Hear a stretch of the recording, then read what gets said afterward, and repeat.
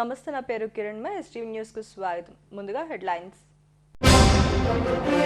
యండమూరి నవలలే తనను మెగాస్టార్ ను చేశాయి. లోక్ నాయక్ ఫౌండేషన్ పురస్కార సభలో మెగాస్టార్ చిరంజీవి.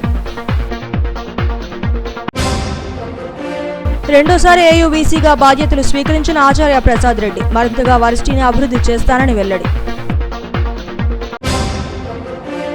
రోడ్డు ప్రమాదాల నివారణకు ప్రజలు బాధ్యతగా వ్యవహరించాలి. బీచ్ రోడ్లో హెల్మెట్ ర్యాలీని ప్రారంభించిన జేసీ విశ్వనాథన్.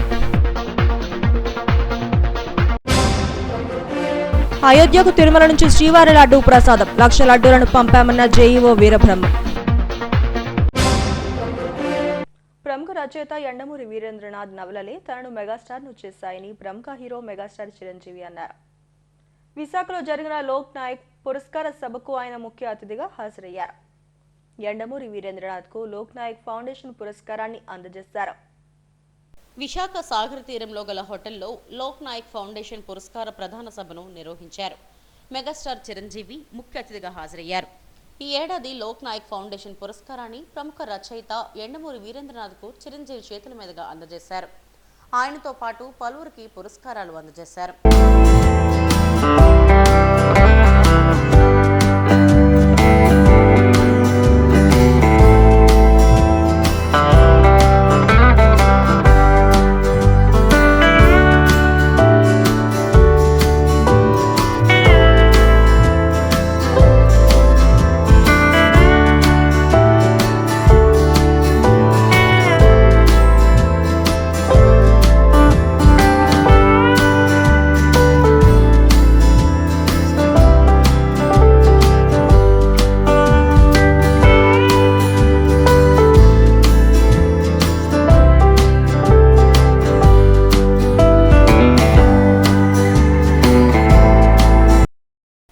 త్వరలో తన ఆటోబయోగ్రఫీని యండమూరి వీరేంద్రనాథే రాస్తారని మెగాస్టార్ చిరంజీవి ప్రకటించారు.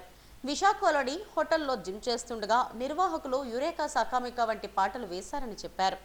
అప్పట్లో ఈ పాటలకు ఇదే బీచ్ రోడ్లో డ్యాన్సులు చేశానని, అవన్నీ ఇప్పుడు గుర్తొస్తున్నాయని చెప్పారు. ఎన్టీఆర్, ఏఎన్ఆర్ తనకు 2 కళ్ళని అన్నారు. వారి చిత్రపటాలకు ఎదురుగా కూర్చున్నారంటే అంతా వారిదేయేనని చిరంజీవి గుర్తు చేసుకున్నారు. శతాబ్ద సంబంధించిన ఉత్సవాల్లో వారిద్దరిని మననం చేసుకోవటం, వారికి మన స్మృత్యంజలి ఘటించడం, ఆ అవకాశాన్ని యాలగడ్డ మన లక్ష్మీప్రసాద్ గారు నాకు అందివ్వడం అనేది నా పూర్వజన్మ సుకృతిగా భావిస్తాను. చాలా చాలా మనస్ఫూర్తిగా థ్యాంక్ యూ సార్, మనస్ఫూర్తి థ్యాంక్ యూ. ఇక ఈరోజు నా సన్మాన గ్రహీతలు ముఖ్యంగా నా చిరకాల మిత్రులు యండమూరి వీరేంద్రనాథ్ గారు. ఆయనతోటి నా అసోసియేషన్ అనేది ఎంత అత్యద్భుతమైనటువంటి ప్రయాణం అంటే, నా స్టార్ స్టేటస్, నేను స్టార్ని అవ్వటానికి అత్యధికంగా ఆయన కంటెంట్, ఆయన రాతలు, ఆయన రచనలు, ఆయన క్రియేట్ చేసిన క్యారెక్టర్స్ నాకు 80వ దశకంలో అవి ఉపయోగపడ్డాయంటే కనుక ఎక్కువ నేను ఆయనకి అది కంట్రిబ్యూట్ చేయగలను. ఆ డెడికేషన్, ఆయన మేధా సంపత్తిలోంచి వచ్చేటువంటి ఆ క్యారెక్టరైజేషన్స్ నాకు సోపానాల్లాగా మరింత హైట్కి వెళ్ళేలాగా, మరింత స్టార్డమ్ని పొందేలాగా. చెప్పాలంటే మెగాస్టార్ అనే పేరు వచ్చింది కూడా వన్ ఆఫ్ హిస్ ఫిలిమ్స్, అది కూడా వరుసగా చెప్తాను. ఒకరోజు అమ్మగారు నెల్లూరులో ఉంటుండేవారు, నాన్నగారును. నేనేమో చెన్నైలో మెడ్రాస్లో ఉండి అటు ఇటు వెళ్తుండేవాడిని. అది 1981 ఆ సమయం 81.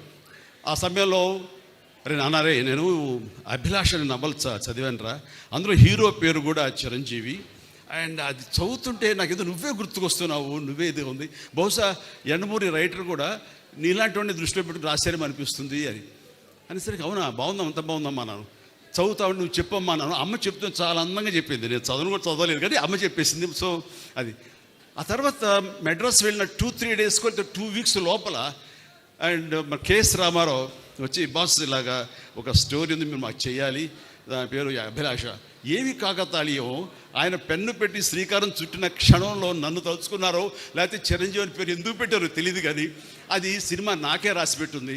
ఆ రాత నాకు ఒక మంచి అత్యద్భుతమైనటువంటి విజయాన్ని చేకూర్చిపెట్టింది. నాలో కాన్ఫిడెన్స్ పెరిగింది. ఇక మన స్టార్గా ఈ ఫిల్మ్ ఇండస్ట్రీలో మన స్థానం సుస్థిరం అనే అభిప్రాయాన్ని కలిగజేసిన సినిమా ఒక అభిలాష. ఆ అభిలాష సాంగ్స్ వేళ మార్నింగ్ నేను రాడిసన్లో నేను జిమ్ చేస్తుంటే వాడు మొత్తం నేను వచ్చారు కదా హుషారు వేసాడు మొత్తం సాంగ్స్ పెట్టాడు.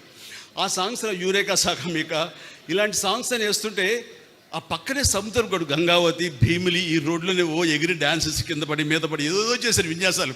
అవన్నీ గుర్తుకొస్తుంటే what a sweet memory. Morning 5:30, 6 o'clockకి వండర్ఫుల్ మెమరీస్ తోటి ఈ రోజునే వచ్చారు.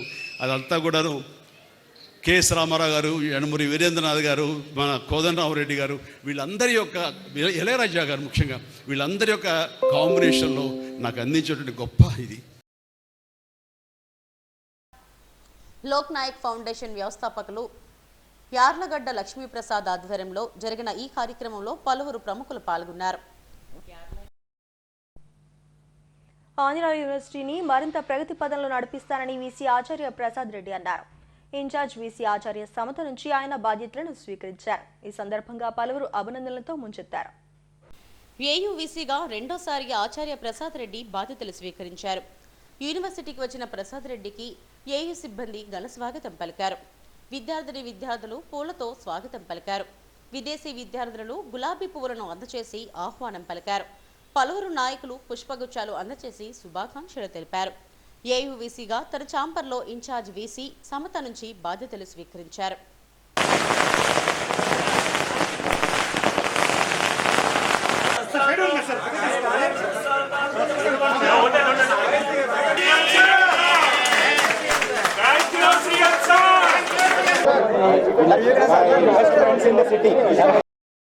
తనను మరోసారి వీసీగా నియమించిన రాష్ట్ర ప్రభుత్వానికి గవర్నర్కు ఆచార్య ప్రసాద్ రెడ్డి ధన్యవాదాలు తెలిపారు. వర్సిటీకి చేసిన అభివృద్ధిని గుర్తించి తనకు మరోసారి అవకాశం ఇచ్చారన్నారు. జాతీయ అంతర్జాతీయ స్థాయిలో ఏయూ ఖ్యాతిని పెంచగలిగామని చెప్పారు. మరింత బాధ్యతతో వర్సిటీని అభివృద్ధి చేస్తామని చెప్పారు. సైన్స్లో ఉద్యోగం చేస్తూ యూనివర్సిటీని ఎప్పుడూ కూడా ఉన్నతంగా తీర్చిదిద్దాలనేటువంటి ఆశయంతో పనిచేసిన నాకు భగవంతుడు, నా తల్లిదండ్రులు,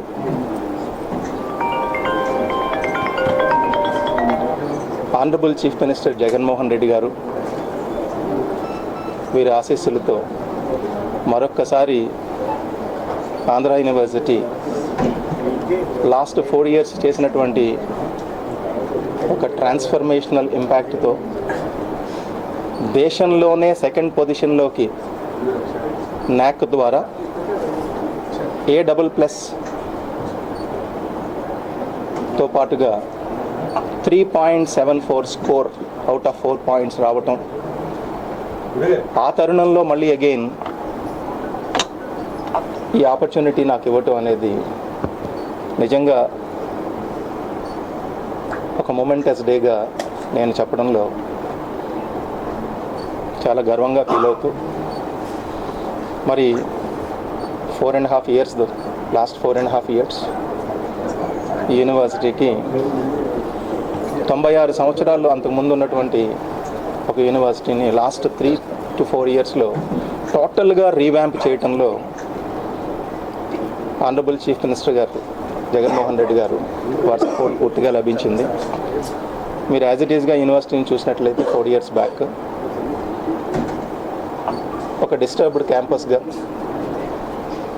బిల్డింగ్స్ అన్నీ పాడైపోయి గాడి తప్పినటువంటి వ్యవస్థ, దాన్ని గాడిలో పెట్టేటువంటి ఒక విజన్ సీఎం గారి ద్వారా రావటం, యూనివర్సిటీలో ఉన్నటువంటి ప్రతి స్టేక్ హోల్డర్ అని నేను చెప్పినప్పుడు especially university employees, teachers and non teaching staff నిజంగా వాళ్ళు ఎంత కమిట్మెంట్తో last 4 years especially last 1 year బట్టి మీరు క్యాంపస్లో చూసినట్లయితే కనుక ఒక మ్యూజికల్ అండ్ మ్యాజికల్ ఇంపాక్ట్ ప్రతి ఒక్క మనిషి కళ్ళల్లోనూ కూడా ఈ యూనివర్సిటీని ఇంకా బాగు చేసుకోవాలి, యూనివర్సిటీని ఒక మంచి స్టేట్కి తీసుకెళ్లాలనేటువంటి ఒక ఆశయంతో ప్రతి మనిషి కళ్ళల్లో కూడా ఆ రకమైనటువంటి కమిట్మెంట్ రావడం జరిగింది.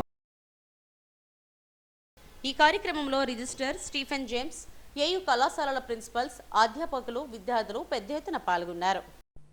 ప్రతి ఒక్కరూ రహదారి భద్రతా నియమాలను తూచా తప్పకుండా పాటించాలని జేసీ విశ్వనాథన్ అన్నారు.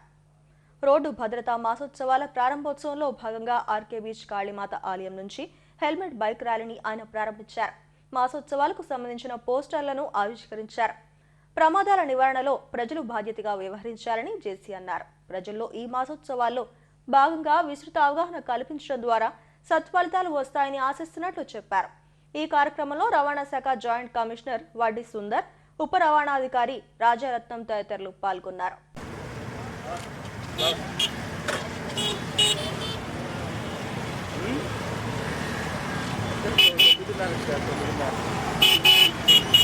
నమస్కారం. ఈరోజు మన విశాఖపట్నం జిల్లా ఇక్కడ కాళీమాత టెంపుల్ దగ్గర ఆర్కే బీచ్లో ఈ రోడ్ సేఫ్టీ మంత్ అనేది ఒక క్యాంపెయిన్ లాగా జరిపి ఈరోజు ఒక హెల్మెట్ ర్యాలీ ఇక్కడ ప్రారంభం చేస్తున్నాం. ఇది అవేర్నెస్ ప్రోగ్రామ్. ఇది starting of our awareness programme for this month.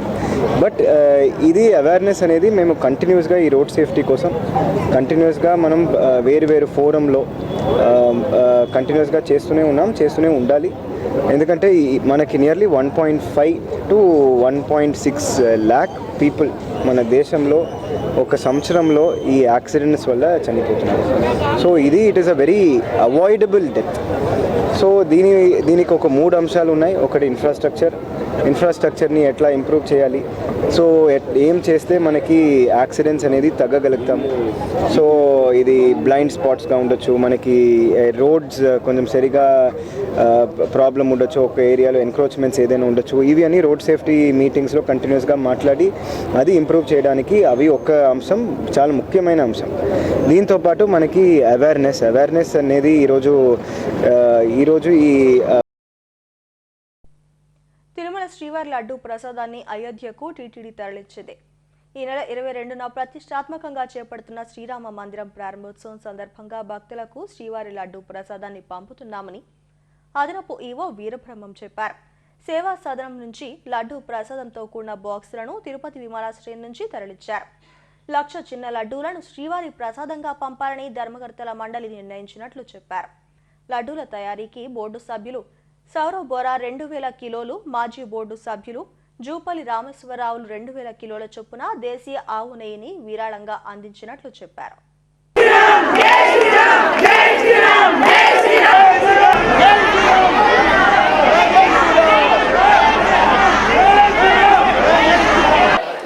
22వ తేదీన అయోధ్యలో ప్రారంభమయ్యే రామ మందిరం ప్రారంభోత్సవానికి సంబంధించి తిరుమల తిరుపతి దేవస్థానం బోర్డు 1,00,000 లడ్లు పంపాలని తీర్మానించడం జరిగింది. దానిలో భాగంగా 1,00,000 లడ్లను ప్రిపేర్ చేసి తర్వాత నిన్నంతా కూడా వాటిని ప్యాకింగ్ చేయడం జరిగింది. ఇప్పుడు వాటిని తిరుపతి ఎయిర్పోర్టుకు ఇక్కడి నుంచి పంపించి రేపు అయోధ్యకు కార్గో ఎయిర్ క్రాఫ్ట్ ద్వారా పంపించడం జరుగుతుంది. 22వ తేదీన ఈ యొక్క తిరుమల అత్యంత ఇంపార్టెంట్ అయిన ప్రతిష్టాత్మకమైన ప్రసాదాన్ని అయోధ్య ప్రారంభోత్సవం సందర్భంగా భక్తులకు పంపిణీ చేయడం జరుగుతుంది. దీనికి సంబంధించి టీటీడీ చైర్మన్ గారు మరియు టీటీడీ ఈవో గారు విశేష కృషి చేసి స్వచ్ఛమైన చాలా క్వాలిటీ గీని వాడడం జరిగింది. దాని తర్వాత 2 బోర్డు మెంబర్లు దాన్ని సహకరించారు. దాంతోపాటు ఈ యొక్క చాపర్ను తిరుపతి నుంచి నేరుగా అయోధ్య కోసం కూడా ఒక బోర్డు మెంబర్ ఆరో గ్రూప్ వాళ్ళు కూడా సహకరించడం జరిగింది. సో ఈ యొక్క అయోధ్యలో మన యొక్క తిరుమల తిరుపతి దేవస్థానం యొక్క ప్రసాదం పంపించడం టీటీడీ కూడా చాలా ఆనందం. ఇందులో ఈ కార్యక్రమంలో మొత్తం శ్రీవారి సేవకులు కూడా విశేషంగా పాల్గొనడం జరిగింది. ఇది చాలా సంతోషకరమైన విషయం. ఓం నమో వెంకటేశ్వర. అంగన్వాడీలపై ప్రభుత్వ నిర్బంధం ఆపాలని కోరుతూ సిఐటియు ఆధ్వర్యంలో ర్యాలీ నిర్వహించారు. జీవీఎంసీ గాంధీ విగ్రహం నుంచి ప్రారంభమైన ఈ ర్యాలీ ఆర్టీసీ కాంప్లెక్స్ వరకు సాగి అక్కడ రాస్తారోకో చేశారు. అనంతరం ఈ ర్యాలీ జీవీఎంసీకి చేరుకుంది. అంగన్వాడీలు తమకు వేతనాలు పెంచాలంటూ గత 40 రోజులుగా ఆందోళన చేస్తున్నా ప్రభుత్వం పట్టించుకోకపోగా వారిపై దమనకాండను ప్రదర్శిస్తోందని నేతలు విమర్శిస్తున్నారు. ఇప్పటికైనా వారికి వేతనాలు పెంచాలని డిమాండ్ చేశారు. ఈ కార్యక్రమంలో జగ్గునాయుడు, కుమార్ తదితరులు నాయకులు పాల్గొన్నారు. కొత్త వారిని నియమించుకుంటామని ఇలాంటి ఉడత చప్పులకి ఏఐటీసీ, సిఐటి, ఐఎఫ్టియు సంఘాలు దడవని భవిష్యత్తులో దీర్ఘకాలికమైన పోరాటం చేయడానికి రాష్ట్ర వ్యాప్తంగా ఉన్న కోటాది మంది కార్మిక వర్గాన్ని చైతన్యవంతులు చేసి ఏకతాటి మీదకి తీసుకొచ్చి ఈ ఉద్యమాన్ని మరింత తీవ్రతం చేస్తామని సుప్రీంకోర్టు ఏదైతే అత్యున్నత న్యాయస్థానం తీర్పునిచ్చిందో ఆ తీర్పును అమలు జరగవలసిన నైతిక బాధ్యత ఈ రాష్ట్ర ప్రభుత్వానికి ఉంది. రాజ్యాంగ వ్యవస్థలను గౌరవిస్తానని సొల్లు కబుర్లు చెప్పే జగన్మోహన్ రెడ్డి భారత అత్యున్నత న్యాయస్థానం ఇచ్చిన గ్రాట్యుటీ చట్టం మీద ఇచ్చిన తీర్పుని అమలు చేయడానికి మీనవేషాలు లెక్కిస్తున్నాడు. అదేవిధంగా అందరికీ బట్టలు నొక్కుతానని చెప్తున్నాడు. బట్టలను పనిచేయని వారికి కాదు, పనిచేసే కార్మిక వర్గానికి, ఉద్యోగ వర్గానికి కూడా నువ్వు దమ్ముంటే బట్టలు నొక్కాలి. లేదంటే రేపు వచ్చే ఎన్నికల్లో నీకు వ్యతిరేకంగా కార్మిక వర్గం, ప్రజానికం అందరూ కూడా బట్టలు నొక్కి నేను ఇంటికి పంపించే రోజు దగ్గరలో ఉందని హెచ్చరిస్తున్నాం. అంగన్వాడీ కార్మికులు కోరేది, గతంలో మీరు ఏదైతే ఎన్నికల ముందు వాగ్దానం చేశారో ఆ వాగ్దానం ప్రకారంగా వాళ్ళని ప్రభుత్వ ఉద్యోగులుగా గుర్తించండి. సుప్రీంకోర్టు గైడ్లైన్స్ ప్రకారంగా గ్రాడ్యుయేట్ని వెంటనే చెల్లించండి. వాళ్ళ జీతాలు 26,000 రూపాయలకు పెంచండి అని చెప్పినది న్యాయమైన డిమాండ్స్. ఆ డిమాండ్స్ని వెంటనే పరిష్కారం చేసి సమ్మెను విరమింపజేయాల్సిన బాధ్యత మేము ఉందని చెప్పి మేము చెప్పదలుచుకున్నాం. వాటిని మీరు దృష్టిలో పెట్టుకోవాలి. ఏ ప్రభుత్వమైనా సరే, ఏ పాలకులైనా సరే నిర్బంధం ద్వారా కార్మికోద్యమాలని నిర్బంధం ప్రయోగించి పరిపాలన సాగించాలని చెప్పనుకుంటే అది ఎంతకాలం సాగదు. ఖచ్చితంగా ప్రజల చేతుల్లో ఆయుధం వస్తుంది, ఆ ఓటు ఆయుధం. ఆ ఓటు ఆయుధాన్ని ఉపయోగించి నిర్బంధాన్ని పూనుకున్న ప్రభుత్వాల్ని మట్టి కరిపించి ప్రతిపక్షంలో కూర్చొని పెట్టే చరిత్ర రాష్ట్ర ప్రభుత్వానికి కూడా ఉంది. పని ప్రదేశాల్లో మహిళలకు అన్ని విధాల అండగా నిలవాలని జిల్లా అధికారులకు జిల్లా ప్రధాన న్యాయమూర్తి జస్టిస్ ఆలపాటి గిరిధర్ సూచించారు. పని ప్రదేశాల్లో మహిళలపై లైంగిక వేధింపుల నిరోధక చట్టం 2013పై జిల్లా కోర్టు నూతన భవన సముదాయంలోని సమావేశ మందిరంలో నిర్వహించిన సదస్సుకు ఆయన ముఖ్య అతిథిగా హాజరయ్యారు. స్నేహపూర్వక వాతావరణంలో మహిళలు విధులు నిర్వహించుకునేలా చర్యలు తీసుకోవాలన్నారు. చట్టంపై అధికారులు పూర్తి అవగాహన పెంపొందించుకోవాలని సూచించారు. ఈ సమావేశంలో న్యాయమూర్తులు శ్రీదేవి, వెంకటరమణ, జిల్లా న్యాయ సేవా అధికార సంస్థ కార్యదర్శి శేషమ్మ, పలు కళాశాలల ప్రిన్సిపాల్స్ పాల్గొన్నారు. ఒక 50 years ఉంటాయి. ఆఫీస్ సబార్డినేట్ 30 సెక్సువల్ ఇంటర్కోర్స్ జరిగింది. ఆమె 30 సంవత్సరాలు కోసం ఏజ్ చెప్తున్నాను, డిసిగ్నేషన్ చెప్తున్నాను. తను కూడా కొంచెం ఇంకా ఏమవుతుంది ఐపీసీ ఎవరైతే it is treated as rape. ఎందుకు ఎగ్జాంపుల్స్ అనుకుంటున్నామో తెలుసా అండి? కొంతమంది సెక్షన్స్ చదువుతాం, కొంత అర్థం అవుతుంది. ఇలా ఇలిస్ట్రేషన్స్తో చాలా క్లారిటీ ఉండదు. చాలా క్లారిటీ ఉంటే అప్పుడు వర్క్ ప్లేస్లో ఎక్కడ ఏం చేయొచ్చు. వర్క్ ప్లేస్ అంటే ఇది ఒకటే కాదు, ఇంటి దగ్గర కూడా. ఇన్ని నాకు తెలిసి ఇక్కడ ఆల్మోస్ట్ వైజాగ్ డిస్టిక్లో nil incident. Still as per the directions of supreme court మనం ఒక 1/2 hour 1 hour spend awareness sessions పెట్టుకోవాలి. అందుకని పెట్టుకున్నాం. దీంట్లో కమిటీ వాళ్ళు కానీ డిస్టిక్ ఆఫీసర్స్ వాళ్ళ డ్యూటీస్ ఎన్ని ఉన్నాయో తెలుసా? వాటి గురించి హిమబిందు గారిని బ్రీఫ్గా, పద్మావతి గారిని బ్రీఫ్గా మాట్లాడమంటాం. ఇలా ఎగ్జాంపుల్స్తో మనం మాట్లాడుకుంటే చాలా క్లారిటీ వచ్చింది. ఫర్ ఎగ్జాంపుల్, ఆ సూపరింటెండెంట్ చాలా స్ట్రిక్ట్గా ఉంటాడు, సిన్సియర్. కొత్తగా వచ్చిన అమ్మాయి వర్క్ ఇంట్రెస్ట్ చేస్తున్నాడు, అమ్మాయి చేయలేకపోతుంది. ఇతనేమో టాస్క్ మాస్టర్, అంటే వర్క్ అందరికీ ఇచ్చి సూపరింటెండెంట్ మరి వర్క్ ఇంట్రెస్ట్ చేయాలి కదా, అందరికీ ఇస్తున్నాడు, తనకే ఇచ్చాడు. అమ్మాయి చేయలేకపోతూ సెక్సువల్ హరాస్మెంట్ అని కంప్లైంట్ పెట్టలా. నన్ను ఇతను హర్రాస్ చేస్తున్నాడు, కొత్తగా వచ్చినా కానీ నాకు రోజు 8-9 అవుతుంది, ఇంటికి పోయేసరికి ఇంతవరకు ఇస్తున్నాడు నాకు అని కంప్లైంట్ ఇచ్చింది. తమ సమస్యలు పరిష్కరించాలని కోరుతూ జీవీఎంసీ గాంధీ విగ్రహం ఎదుట ఏఎన్ఎంయూ ఆధ్వర్యంలో ఆందోళన కొనసాగుతోంది. ఆర్టీసీఆర్ఎం తమ పట్ల వివక్ష వహిస్తూ ఏకపక్షంగా నిర్ణయాలు తీసుకుంటున్నారని యూనియన్ నేతలు మండిపడ్డారు. ఆర్ఎం నుంచి తమకు వేధింపులు ఆపాలని, సమస్యను పరిష్కరించాలని డిమాండ్ చేశారు. పరిస్థితులు అదేవిధంగా మరి ఈరోజు మజిలీపాలెం డిపో హార్ట్ ఆఫ్ ది సిటీగా ఉన్న మజిలీపాలెం డిపోలో షెడ్యూల్స్ ఏవైతే ఉన్నాయో ఆ షెడ్యూల్ మరి అక్కడ కార్మికులు ఎంతో అభివృద్ధి చేసి అన్ని రూట్లలోనే ప్రయాణికులతో సత్సంబంధాలు మెయింటైన్ చేసి ఒక పక్క వాటిని అభివృద్ధి చేస్తే వాళ్ళు ఏంటంటే ప్రధానంగా ఏంటంటే మరి ఏదైతే రద్దు ఈ మధ్యకాలంలో ప్రయాణికులకు బస్సులు పెంచాల్సింది పోయి ఉన్న షెడ్యూల్స్ చాలా వరకు తీసేయడం జరిగింది.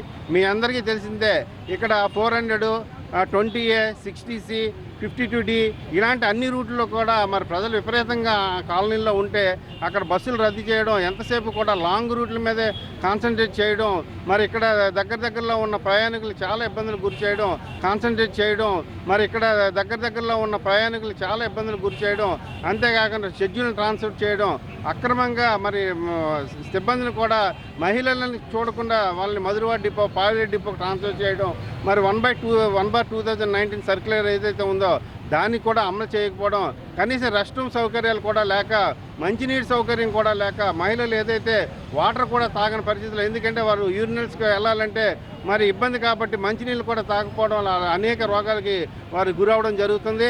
మరి ఇప్పటికైనా యాజమాన్యం పిలిచి మరి 3వ రోజుకి వచ్చింది, అయినప్పటికీ కూడా కనీసం స్పందించకపోవడం విచారకరం. మరి ఈ ఉద్యమం తీవ్రస్థాయికి వెళ్ళకముందే వెంటనే స్పందించాలని మనం ఈ డిపిటిఓ గారికి విజ్ఞప్తి చేస్తున్నాం. మరి కార్మికులు అంగన్వాడీ విధుల్లోకి జాయిన్ అయ్యారు. తమకు వేతనాలు పెంచాలంటూ గత 40 రోజులుగా ఆందోళన చేస్తున్న వీరిపై ప్రభుత్వం ఎస్మా ప్రయోగించింది. దీంతో ప్రభుత్వం ఇచ్చిన నోటీసులకు గడువు ముగియడంతో విధులకు హాజరైనట్లుగా జాయినింగ్ ఆర్డర్లు ఇచ్చారు. మరుపాలెంలోని ICDS కార్యాలయానికి చేరుకున్నారు. మళ్లీ ఆందోళన చేస్తారనే నేపథ్యంలో పోలీసులు భారీగా మోహరించారు. అయితే తమ చేత బలవంతంగా జాయినింగ్ ఆర్డర్లు తీసుకున్నారని, విధులకు హాజరై మళ్లీ తమ ఆందోళనను కొనసాగిస్తామని అంగన్వాడీలు హెచ్చరించారు. రోజులుగా మేము anganwadi workers and helpers, mini workers సమ్మె చేస్తున్నాం. మా సమ్మెకు ప్రధానమైన కారణం జగన్మోహన్ రెడ్డి గారు. ఆయన ఇచ్చిన మాట తప్పడం వల్లే మేము సమ్మెలోకి వచ్చాం.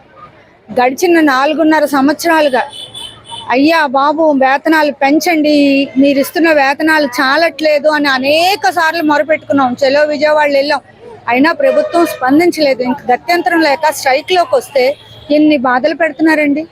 మా సెంట్రల్ తాళాలు పగలగొట్టారు, MSKలకి చేతికి ఇచ్చారు. తర్వాత ఏ పండగ లేదు, బెదిరింపులు. ఇప్పుడేంటి, ఏకం పీడీ స్థాయి అధికారి మా పీడీ గారు ఒక సాధారణ అంగన్వాడీ టీచర్కి ఫోన్ చేసి, అమ్మ నువ్వు డ్యూటీ ఎక్కు, నీకు డ్యూటీ ఎక్కితే భవిష్యత్తులో నిన్ను చల్లగా చూస్తాము, మీకు ప్రమోషన్లు ఇస్తాము, ఆయాలకైతే మీకు ప్రమోషన్లు ఇస్తాము, డిగ్రీ చదువుకున్న అంగన్వాడీ టీచర్కి అయితే మీకు సూపర్వైజర్ల ప్రమోషన్లు జాగ్రత్తగా చూసుకుంటాం, మీరు వెళ్ళి సెంటర్లు తీయక్కర్లేదు, మాకు జాయినింగ్ ఆర్డర్ ఇస్తే చాలు, మళ్ళీ మీరు సెంటర్లు క్లోజ్ చేసుకొని టెంట్లోకి వెళ్ళిపోండి, మీరు టెంట్లోనూ ఉండొచ్చు, ఇటు డ్యూటీలోనూ ఉండొచ్చు. ఇంత అరాచకం, ఇంత వెన్నుపోటు రాజకీయాలు ఇంకెక్కడా చూడలేదండి. మేమైతే ఆఫీస్ వరకు వెళ్ళలేదండి, ఇక్కడే ఉన్నాము. పోలీసు వాళ్ళు కూడా మమ్మల్ని ఏమి అనలేదు ఈ రోజు. అంటే మేము ఆఫీస్కి వెళ్ళుంటే మమ్మల్ని ఏమో అన్నేమో, మేమైతే ఇంకా ఆఫీస్ దగ్గరికి వెళ్ళలేదు.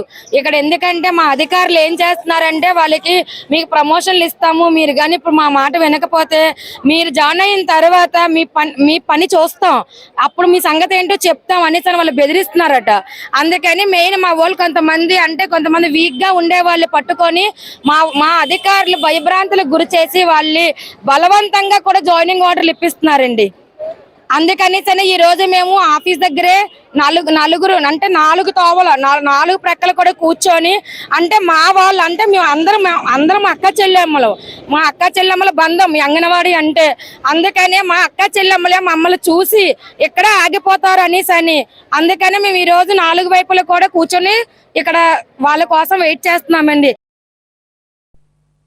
గాజువాకలో యువకుడు అనుమానాస్పద స్థితిలో మరణించాడు. పోలీసుల కథనం ప్రకారం గుంటూరు జిల్లా నారాయణపురంకు చెందిన సాయి రామకృష్ణ చైతన్యనగర్లోని సావిత్రి హాస్టల్లో ఉంటున్నాడు. అర్ధరాత్రి సమయంలో ఇతను తాను ఉంటున్న రూమ్లోనే ఫ్యాన్ కూరిపోసుకుని చనిపోయాడు ఉన్నాడు. స్థానికులు ఇచ్చిన సమాచారం మేరకు గాజువాక పోలీసులు ఘటనా స్థలానికి చేరుకున్నారు. మృతదేహాన్ని పోస్టుమార్టం నిమిత్తం KGHకు తరలించారు. కేసును నమోదు చేసి దర్యాప్తు చేస్తున్నారు.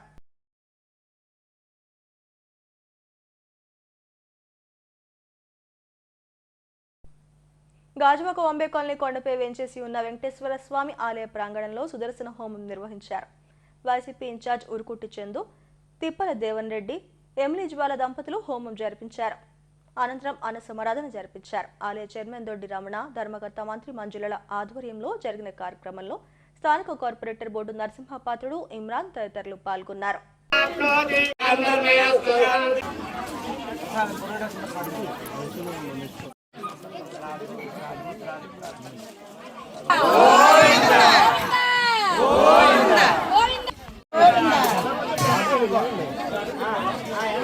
హోమాన్ని నిర్వహించడమే కాకుండా గాజువాక నియోజకవర్గం అభివృద్ధి చెందాలి, గాజువాక ప్రజలందరూ కూడా ఈ కొండ చుట్టుపక్కల నివసిస్తున్న ప్రజలందరూ కూడా సుఖ సంతోషాలతో ఉండాలని చెప్పి గొప్ప సంకల్పంతో ఏర్పాటు చేసినందుకు ఈ యొక్క కార్యక్రమ నిర్వాహకుల్ని నిజంగా అభినందిస్తూ, మరి ఆలయ నిర్మాణం కూడా మరి చాలా గొప్పగా రూపుదిద్దుకుంటూ ముందుకు వెళ్తుంది. ఆలయ తాలూకా విగ్రహాలన్నీ కూడా తిరుమల తిరుపతి దేవస్థానం నుండి ఆల్రెడీ అన్నీ కూడా ఇప్పటికే ఆలయ నిర్మాణ చేస్తున్న నిర్వాహకులందరూ కూడా ఆల్రెడీ అన్ని తెప్పించి ఉన్నారు.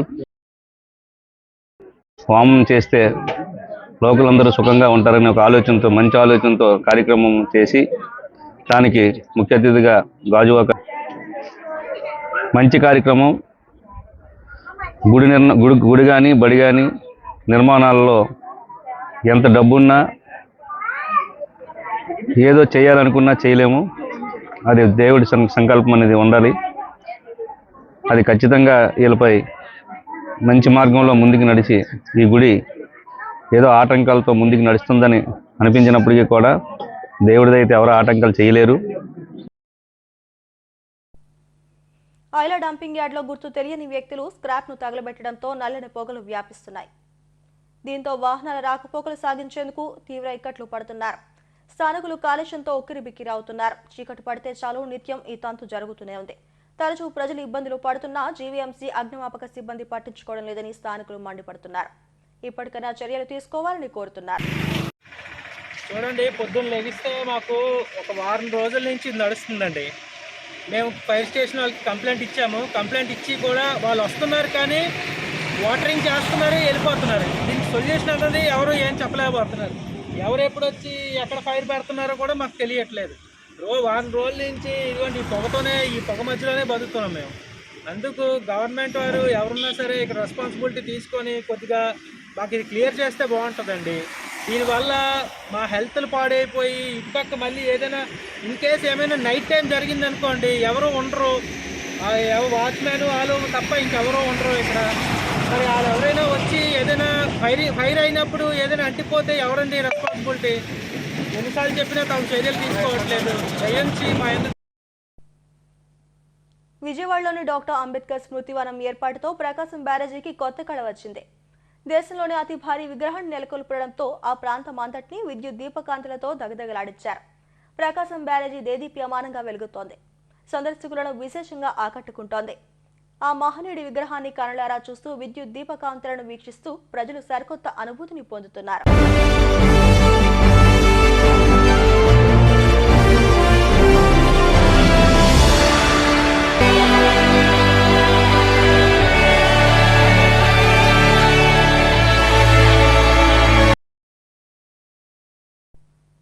హెడ్లైన్స్ మరోసారి. యండమూరి నవలలే తనను మెగాస్టార్ను చేశాయి. లోక్ నాయక్ ఫౌండేషన్ పురస్కార సభలో మెగాస్టార్ చిరంజీవి. రెండోసారి ఏయువీసీగా బాధ్యతలు స్వీకరించిన ఆచార్య ప్రసాద్ రెడ్డి మరింతగా వర్సిటీని అభివృద్ధి చేస్తానని వెల్లడి. రోడ్డు ప్రమాదాల నివారణకు ప్రజలు బాధ్యతగా వ్యవహరించాలి. బీచ్ రోడ్లో హెల్మెట్ ర్యాలీని ప్రారంభించిన జేసీ విశ్వనాథ్.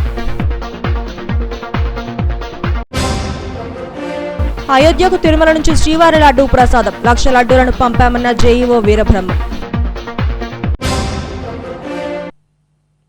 ఈ వార్తలు తడతో సమాప్తం. మరిన్ని వార్తా విశేషాల కోసం చూస్తూనే ఉండండి STV న్యూస్.